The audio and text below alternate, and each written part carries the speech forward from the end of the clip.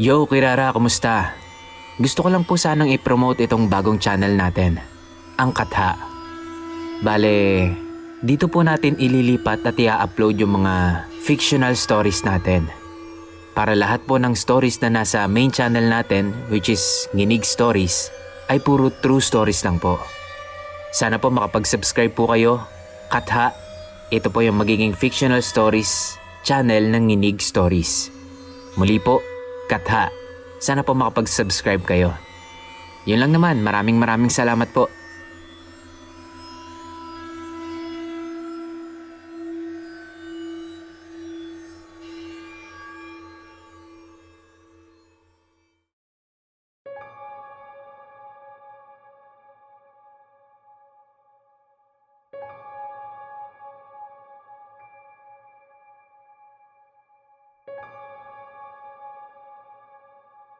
Hello po, ako po si Mayi. Isa po akong graduate ng kursong arkitektura na kasalukuyang nagtatrabaho sa isang private company. Bago lang po akong nakikinig sa channel nyo. Mahilig po kasi akong makinig sa mga ganitong klaseng storya habang nagtatrabaho. Marami po akong karanasan sa mga ganitong klaseng makapanindig balahibong bagay. Ang ilan ay sa akin mismo nangyari. Ang isa po sa mga hindi ko makakalimutan ay noong pandemic. Ito po ay noong taong 2020 lamang nangyari sa akin. Kakasimula lamang po ng pandemic noon. Nang mga panahon po na yon, ay halos 4 na buwan pa lang nung naghiwalay kami ng ex-boyfriend ko. At aaminin ko pong sobrang negatibo ng emosyon ko noon. At dahil nga nagka-pandemic pa, ay mas lalo pa akong na-down. Madalas po ay late na akong natutulog. Siguro 12 midnight or 1 a.m. Dahil na rin po yon sa kurso ko na madalas ay magkrampo ako ng mga plates ko. Tuwing mga ganitong oras po, ay may nakikita akong nasilip na bata sa hallway ng bahay namin. Madalas po ay silip na parang nakikipaglarong bata. Kaya naman minsan ay nakikipag-usap na ako. Pasensya na po, may kailangan lang po akong tapusin ngayon. Minsan, parang dinidinig naman ito ang pakiusap ko.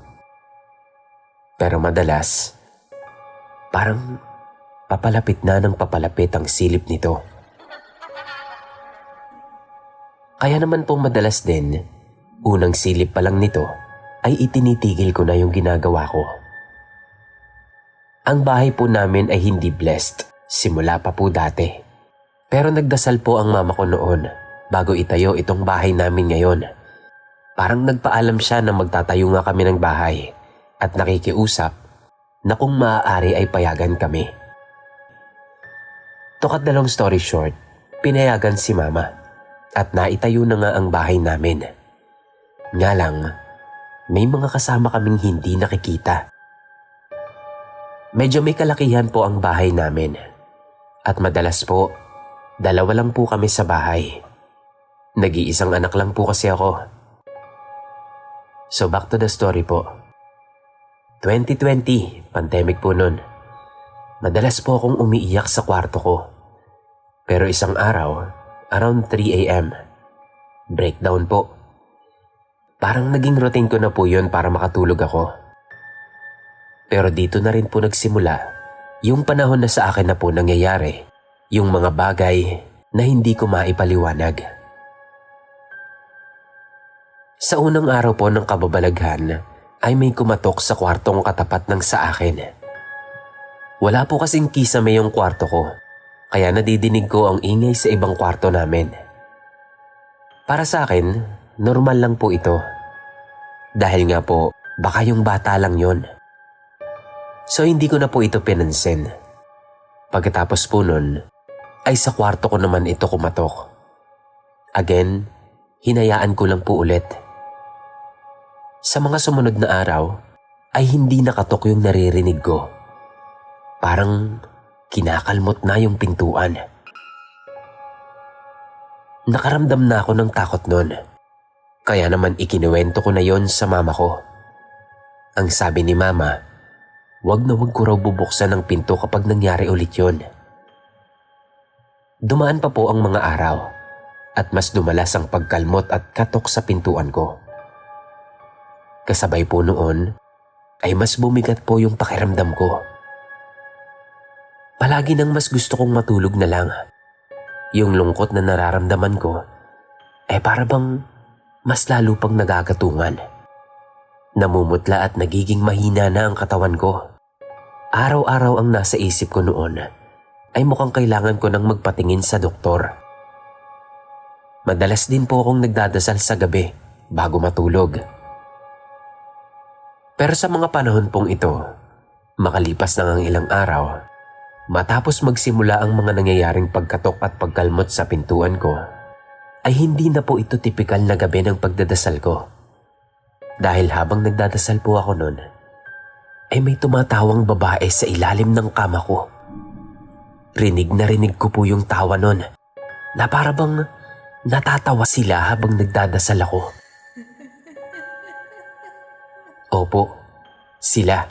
Dahil parang hindi lang ito iisa.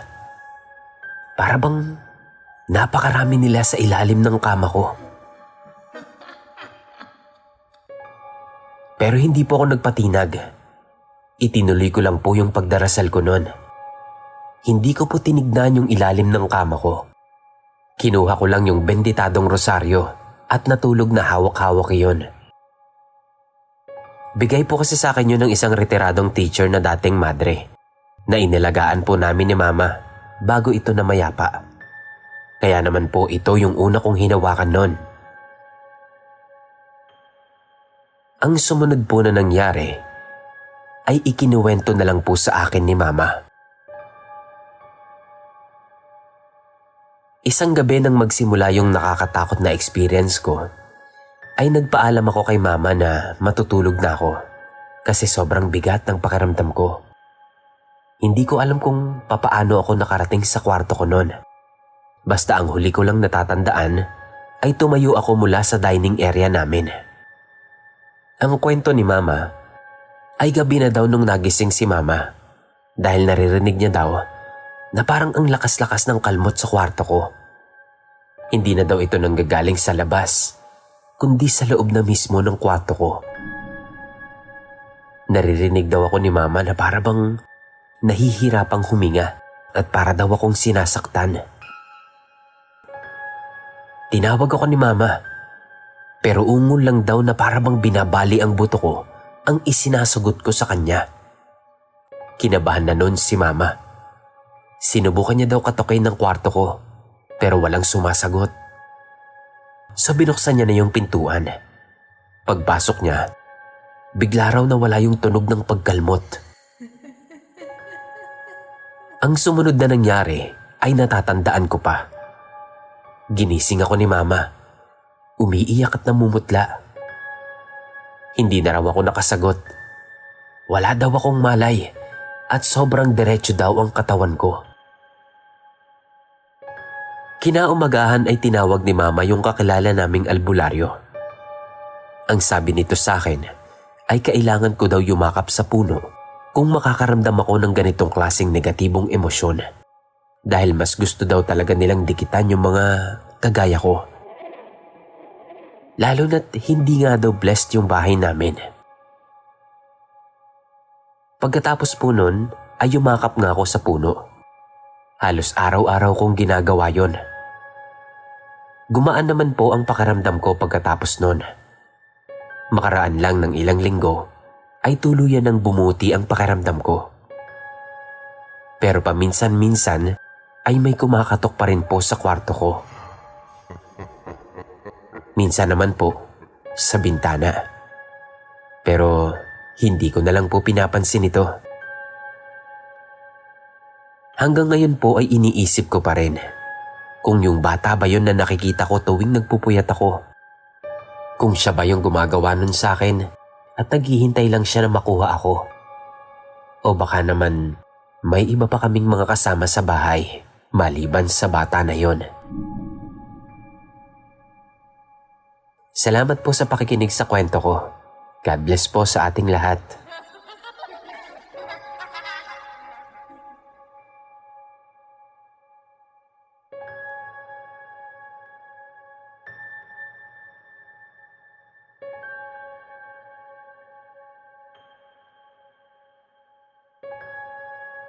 Hello po sa mga nagagandahan at nagagwapuhang mga tagapakinig mo, Boss Kira. Heto na po ang pangalawang kwentong isisend ko sa inyo. Ito po yung nakakatakot na kwento ng nanay ko. Siya po mismo ang nakaranas nito. Si Nanay Josephine po ay may third eye. Nanay ko po. Ako naman, medyo bukas lang. Dahil paminsan-minsan ay nakakakita po ako. Namatay ang lola ko noong 2022. At ito po ay naranasan ni nanay pagkalibing pa lang ng lola ko. Gabi na po noon, natutulog na si nanay katabi yung tatay ko. Malalim ang tulog niya noon dahil sa sobrang pagod sa pagtatrabaho. Nang bigla na lang daw may humawak sa braso niya na malamig na kamay. Napasigaw daw si nanay ko noon. Nanginginig pa at umiiyak siya sa takot. Sabi ng tatay ko, baka raw binabangungot lang si nanay. Pero iginiit ni nanay na totoo yung naramdaman niya. Kasi nga damang-dama niya yung paghawak ng kamay sa braso niya. Ikinuha ni tatay ng tubig si nanay. At nung mahimasmasan na ito, ay natulog na po ulit sila. Mga 5 a.m., gising na siya. Habang inaayos niya po yung mga hanger nun, dahil maglalabas siya maya-maya lang, bigla na lang daw pong may dumaan sa likod ni nanay. Hindi niya gaanong nakita yon. Pero aninag niyang nakaputi ito. Mahaba ang buhok at nakalutang. Hindi niya nilingon yung naramdaman niyang dumaan.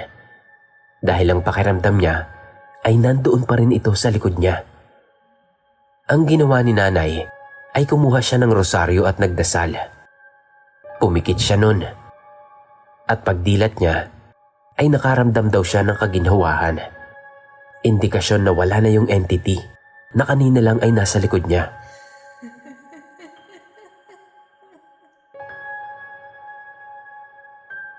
Nung namatay po yung pinsan ko dahil sa sakit sa bato, noong gabi po ng lamay niya, ay nagpatay po sila ng ilaw sa kusina. Bawal daw po pala yun. Dapat daw po ay bukas lahat ng ilaw sa burol. Naiwan daw po si nanay noon para magbantay doon sa pinsan naming nakaburol. Medyo napaidlip daw po si nanay noon dahil na rin sa labis na antok. Tapos maya-maya, nagulat siya at nagising nang biglang may sumitsit sa kanya ng maraming beses. Tapos bigla daw may kumatok sa bintana. Bawal po kasing iwan at tulugan yung patay na nakaburol, Boss Kira. Kaya naman nagpahalili na muna si nanay. Yung tita ko na po muna ang nagbantay sa pinsan ko. Sa pagbabantay, siya naman po ang nakatulog. Naipatong niya daw po yung ulo niya doon sa kabaong. Tapos bigla na lang daw siyang nagising nung may humawak sa ulo niya. Nung nagising nga siya, ay ramdam niya pa rin na mabigat yung ulo niya, na para bang may mabigat na nakapatong. Tumayo siya mula sa pagkakaupo. Nanginginig pa siyang tumingin sa paligid niya. Wala siyang nakitang kahit na sino, pero sigurado siya sa naramdaman niya kanina. Sobrang takot na noon si tita. Mabuti na lang daw at dumating si nanay, kaya naman napawi din yung takot niya.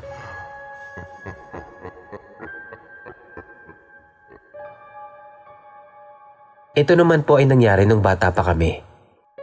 Nasa Nueva Vizcaya po kaming mag-anak noon sa bahay ng tito ko. Natawagin na lang nating Tito Rodolfo. Gabi po noon at natutulog na kami sa kabilang kwarto ng bahay ni tito. Yung bahay po niya noon ay style kubo pa. Yun bang tipikal na makikitang itsura ng bahay sa mga probinsya. Meron lang po itong 2 kwarto. Nakahiga lang kami noon habang pinapaypayan kami ni nanay. Mainit kasi. Lumabas si Tito Rodolfo para pumunta sa bukid. 4 a.m. na noon. Pagkaalis ni Tito, biglang nag-ingay yung mga aso.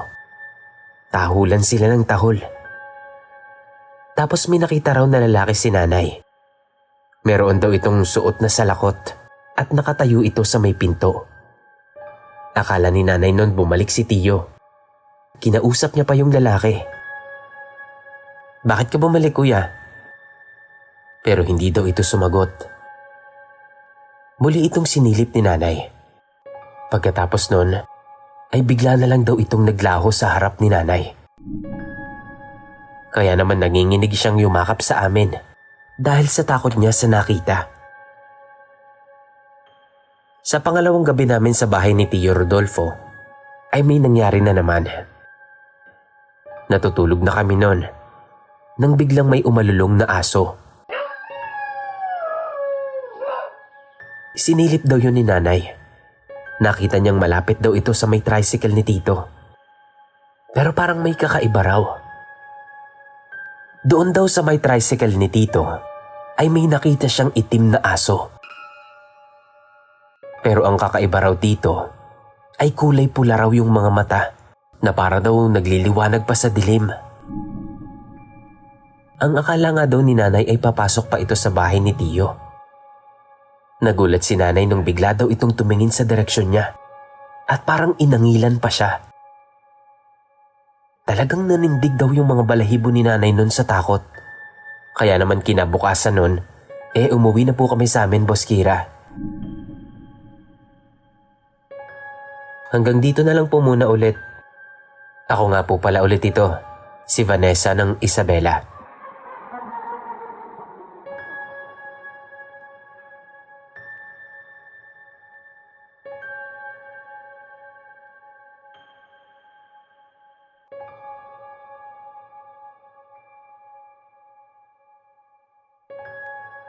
Hi, ako nga pala si El. Sorry, Sir Kira, mahaba ito. At hindi rin ako ganun kagaling magsulat. First time ko lang din po kasi.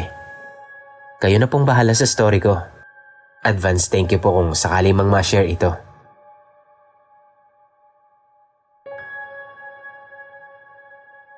Naranasan mo na ba na kahit nasa bahay ka lang mag-isa o kahit saan man, pakiramdam mo ay may kasama ka?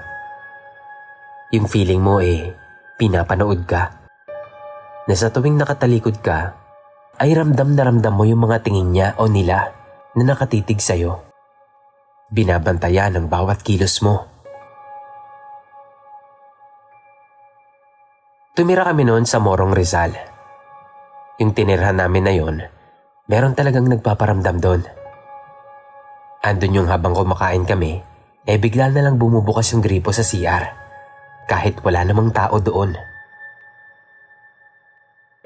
Minsan kapag mag-isa si Mama, lagi niyang nadidinig na may naglalakad sa sala. Akala niya kami ng mga kapatid ko, kaya naman tinatawag niya pa kami. At kapag walang sumasagot, pumupunta pa siya sa sala para tignan. Pero wala siyang maaabutang kahit na sino roon. Paulit-ulit po na nangyayari yon. Hanggang sa masanay na lang din kami sa kwento ni Mama na yon. Hinahayaan na lang namin yung pagpaparamdam kasi hindi naman sila nananakit. Hanggang sa lumipat na kami sa Binangonan, Rizal. At dito na nga siya nagparamdam sa akin. Grade 5 student ako noon. Lagi ko na lang nararamdaman na para bang may nanunood sa akin. Lalo na kapag nag-iisa ako. Pakiramdam ko may kasama ako. Andyan yung bigla na lang akong mapapalingon. Kasi akala ko may naglalakad sa likod ko. Pero wala naman pala. Minsan bigla na lang may mabilis na dadaan sa gilid ko. Minsan sa peripheral vision ko, parang may taong nakaputi na nakatayo. Pero kapag tinignan ko naman, wala namang kahit sino doon. Hinayaan ko lang. Baka guni-guni ko lang yon. O baka dahil na rin sa pag-iisip ko sa problema sa bahay, ikinakain ako ng depresyon. Kaya naman mas lalo ko siyang ina-attract. Naging mas malala pa ito nung pagtungtong ko ng grade 6. Dito na siya nagparamdam talaga sa akin. Nasanay na kasi ako noon na matulog ng late. Inaabangan ko kasi sa radyo yung paborito kong love story. Tapos nagbabasa na rin ako ng Spookify. Kaya talagang inaabot ako noon ng madaling araw. Lights off at ako na lang ang gising sa amin noon. Mga bandang 12:00. Nakahiga ako habang nakikinig ng radyo. Bigla akong napalingon sa may bandang hagdan namin at sobrang natakot talaga ako nun sa nakita ko. Yung hawakan ng hagdan namin ay yumuyugyug na parabang may naglalaro. Gawa po kasi sa kahoy yung hagdan namin at may kalumaan na rin ito. Pero paanong mangyayari yun? Lahat naman ng tao sa bahay namin noon ay tulog na. Sa takot ko, kahit hindi pa tapos yung pinapakinggan kong story sa radyo, pinilit ko nang makatulog. Ikinuwento ko sa magulang ko yung nangyari kinabukasan, pero hindi sila naniwala. Baka lang daw nasusobrahan na ako sa kakapakinig at kakapanood ng nakakatakot. Kinagabihan nun, nagparamdam na naman ulit ito. Hindi na yung yugyug sa hagdan, kundi pagkatok naman ng 3 beses sa pinto namin. Hindi ko pinagbuksan yon. Pinakiramdaman ko lang hanggang sa maya-maya. Parang may mga tao nang nag-uusap sa labas ng pintuan namin. Pero hindi ko maintindihan yung pinag-uusapan nila. Nagtataka ako kasi wala naman akong narinig na naglakad papunta sa pinto namin. O kahit nung wala yung ingay nila, ay wala naman talaga akong naririnig na paglakad palayo. Kinuwento ko ulit yun sa kanila. Hindi pa rin sila naniwala sa akin. Baka daw sobrang puyat ko lang, kaya kung ano-ano na lang ang nararamdaman ko. So binaliwala ko lang, hanggang sa dumating yung araw na hinding-hindi ko makakalimutan. Bigla akong nagising ng 3:00 ng madaling araw noon. Iba yung pakiramdam ko nung madaling araw na yon. Ang bilis ng pintig ng puso ko. At yung takot sa hindi ko malamang dahilan. Ramdam na ramdam ko yung mga mata na nakatingin sa akin. Bukas naman yung bintana namin noon. Kahit patay pa yung ilaw, ay may liwanag naman na nanggagaling sa kapitbahay namin. Maliban lang sa isang sulok ng kwarto. Nang mapatingin ako doon, napansin ko na parang may maitim na nakatayo doon. Mapupula yung mga mata nun. At sa takot ko, nagtalokbong na ako ng kumot. Nanginginig na ako nun at pinipilit na makatulog. Pero hindi ko magawa. Kasi pakiramdam ko, kahit na nakapikit ako nun, ay naka face to face na siya sa akin. Kasi biglang dumilim na parang may humarang sa mukha ko. Kahit nakapikit ako nun, damang-dama ko yung pagtitig niya sa akin. And this time, napakalapit na ng mukha ko sa kanya. Maya-maya, bumulong siya sa tenga ko. Hindi ko maintindihan yung sinasabi niya. Dala na rin siguro ng takot. Gustuhin ko mang sumigaw noon at tawagin sila papa, hindi ko magawa. Hindi ko magawang maibuka yung bibig ko. Hindi ko maigalaw yung buo kong katawan. Nagdasal na lang ako ng paulit-ulit noon, habang patuloy pa rin siya sa ibinubulong niya sa akin. Hanggang sa bigla ko na lang ding naibuka yung bibig ko. Sumigaw ako noon ng malakas na papa. Sobrang takot na takot ako noon. Pagdating ni papa, tinanong niya ako kung anong nangyari. Wala akong nasabi kundi, "Pa, pwede po bang itabi niyo na lang sa akin yung mga kapatid ko?" Kinabukasan nun ay nilagnat ako.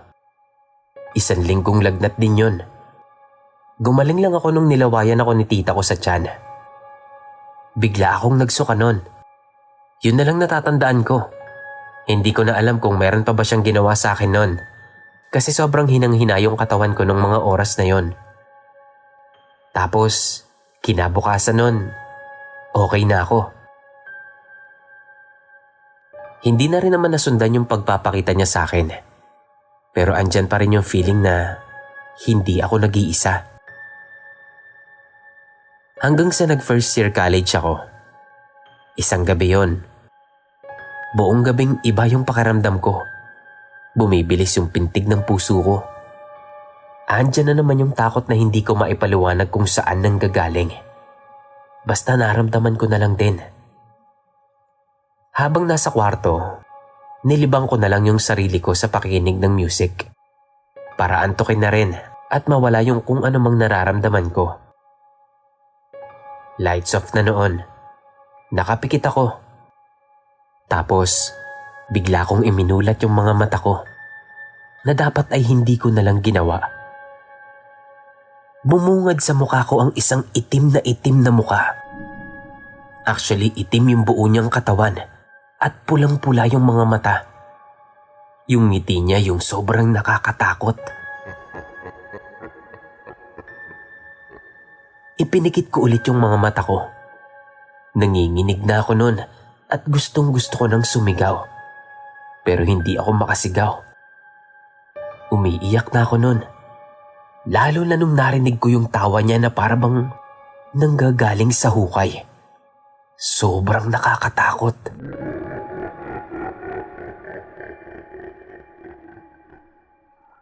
Hinding-hindi ko makakalimutan yung gabi na yon. Nagdasal ako ng nagdasal. Pero palakas din ng palakas yung tawa niya. Hanggang sa naibok ako na yung bibig ko at naisigaw ko na ang papa. Hindi ko na hinintay na pumunta si Papa sa kwarto ko. Dali-dali akong bumangon nun at nagtatakbo papunta sa kwarto nila. Tumabi agad ako kay Mama. Tinanong niya kung anong nangyari. Pero hindi ako makasagot. Iyak lang ako ng iyak nung mga oras na yon. Hinayaan na lang nila akong matulog sa tabi nila. Hindi ko na nagawang ikwento pa yung nangyari. Hindi rin naman sila maniniwala sa akin. Kaya naman sinarili ko na lang. Napansin ko rin mula nun na kapag nakakaramdam ako ng bilis ng pintig ng puso at takot, ay alam ko na yun na yung hudyat na magpapakita siya sa akin.